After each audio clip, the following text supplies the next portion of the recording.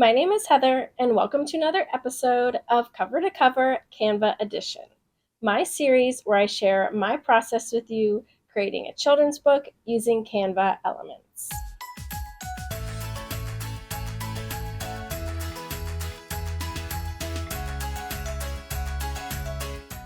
I'll include my copyright reminder here. And remember, this isn't an instructional video, I'm just sharing my process. So if you want a more step-by-step tutorial, then check out the videos that I'll link in the description. So we're back at it with Titan and the Mystery of the Missing Toy. And our next page that we're going to illustrate is Titan wasn't interested in breakfast. He was on a mission. He asks, "Have you seen my squeaky monkey?" Karen and Carl respond. For this one, I imagine it would be in the same scene as the last page, which would be in the kitchen, and they would kind of be in the same place too. But I don't really want this to be exactly the same as the pages before it. I want it to be a little bit different. So I think what I'll do is I'll have it more zoomed in on the characters, because in the scene before it, it's really zoomed out and it really shows them like standing in the kitchen and you can see the whole kitchen behind them. So for this one, I'll have it more zoomed in on the characters, and then that'll be something a little different. The page on the left is focused on Titan, and then the page on the right is going to be focused on Carl and Karen. So I think I'll put Carl and Karen in some blobs, and then maybe Titan can just be a full page. Let's see if we can just grab this Titan scene right here, so the background plus the doggy, and I'm going to copy it. And then I'm just going to paste it into this page and send it to the back. And then let's see how far we can zoom in here. Although he is also barking in this scene, so he says, "Woof, woof, have you seen my squeaky monkey?" So let's grab him barking instead of him standing there. Here is Titan barking. We could put him like here. The background does look really busy though. I wonder if there's another part of the kitchen that's maybe less busy. This looks a little bit better, except that it's very busy behind the words. We could put the text here, and I think it would actually be kind of cute and kind of funny if we have like a little word balloon, and it has like, instead of text inside of it, it'll have the monkey, like that's what he's saying, with like a question mark, like "Where's my monkey?" So let's see if we go in here and we search for word balloon. Let's try this one. Actually, I think I like the one with the lines. It looks more dynamic. I'm also going to just break up this text a little bit by putting a line break there. And then it fills in this area a lot better also. Now let's grab the squeaky monkey. And then I'll put a little question mark because he's asking a question. I like this simple one. If we just make it black, then I think it goes with the art pretty well. So now it looks like he's asking, "Squeaky monkey, where?" The next page, we have this part about Carl, and then the next couple sentences are about Karen. So how about we have Carl on one side, and then we can maybe put Carl's head here, like a close-up of him being like, and then we can have Karen on the left, and then she is asking her question. I think that might be good. So I'm going to grab Carl here and paste. And then I'm going to undo all this stuff I did to make him facing backwards. Let's see if we can find someone else in a green sweater that we can use.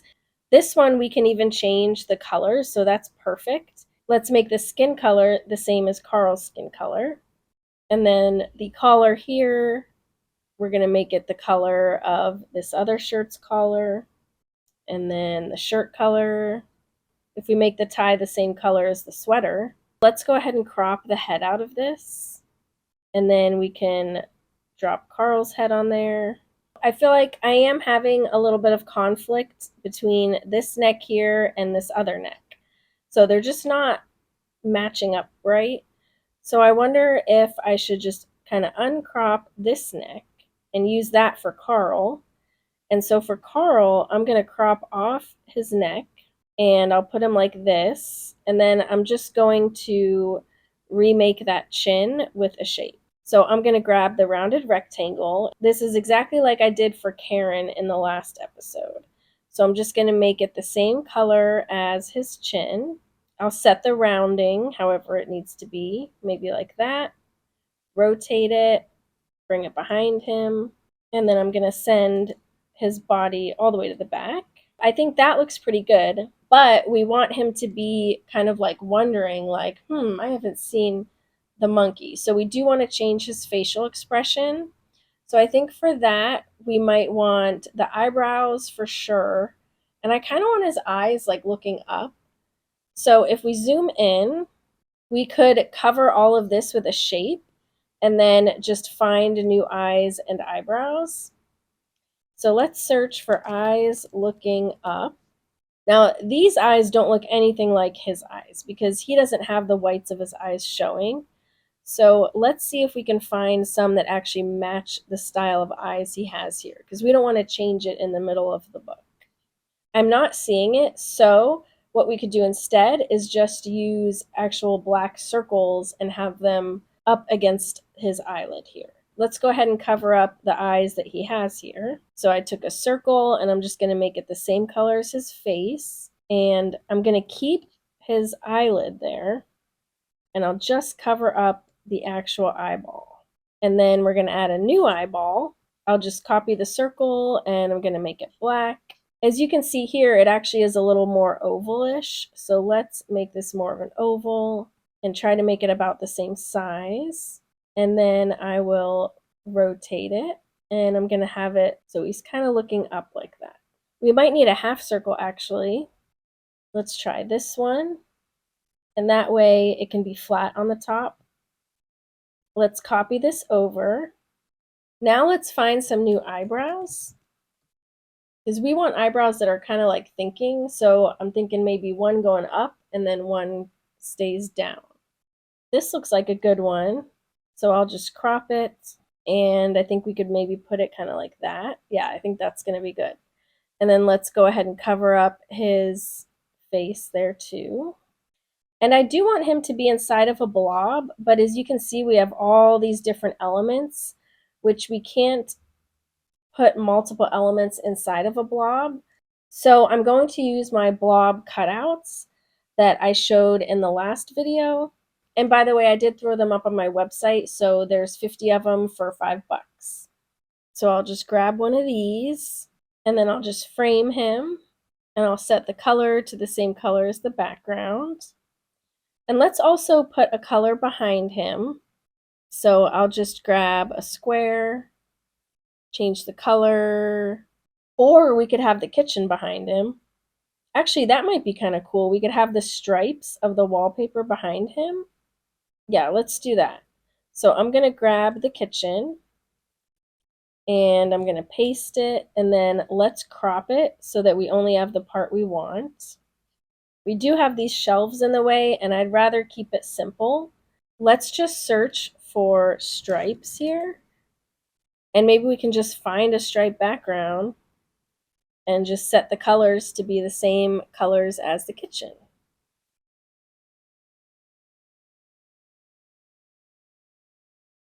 And then let's resize the text box so this takes up the space a little bit better. And I'm going to grab all this, maybe make it a little bit bigger. And now we can have Karen. I want her background to be a little bit different than Carl's. So maybe we will use the background that's behind her here with the appliances, because at least it'll look a little bit different.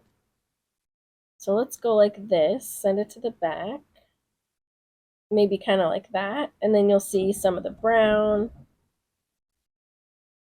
And then let's grab one of the frames that I have, and I'll make it white. Let's crop the edges off. Let's also just change the expression on Karen's face as well. I want to cover her mouth too. So let's go to shapes, and I want to do a new mouth for her. So let's just search for mouth. Let's use this. Let's also change her eyes like we did for Carl. In fact, we could probably just copy those same elements.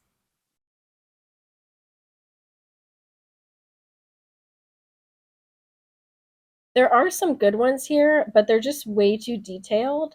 This has all the little hairs of the eyebrows, so that doesn't match with the style of the illustration, which is a lot more simple. I think these ones look pretty good though. So I'm going to copy this so that I can go ahead and crop this, and that way I can do each eyebrow separately.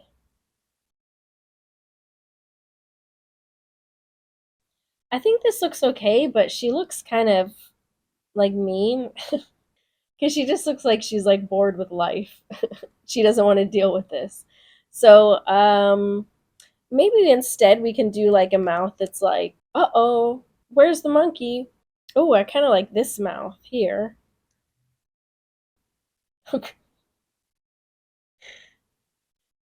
Sometimes these just make me laugh because they look funny. All right, let me flip this. All right, I don't think that one's gonna work. I think I'm gonna go with this. I'm gonna make her a little bit bigger. We do have some extra room in here, so I'm gonna break this up into 2 lines like that. So that way this takes up a little more room vertically. But let's do it here too, just to have it a little more consistent. I think I'm happy with this. So let's go ahead and preview it in Simplebooklet. And that way we can see what it looks like side by side as a spread. So let's go to Share, Simplebooklet Flip. I'll pick all pages and save. Here are the 2 pages we just made. I think it looks pretty good. I'm pretty happy with it. What do you think? Do you like the layout? Is there anything you would have done differently? Let me know in the comments. And also, if you have any questions, of course, let me know in the comments. And as always, you can email me at heather@heathercash.com.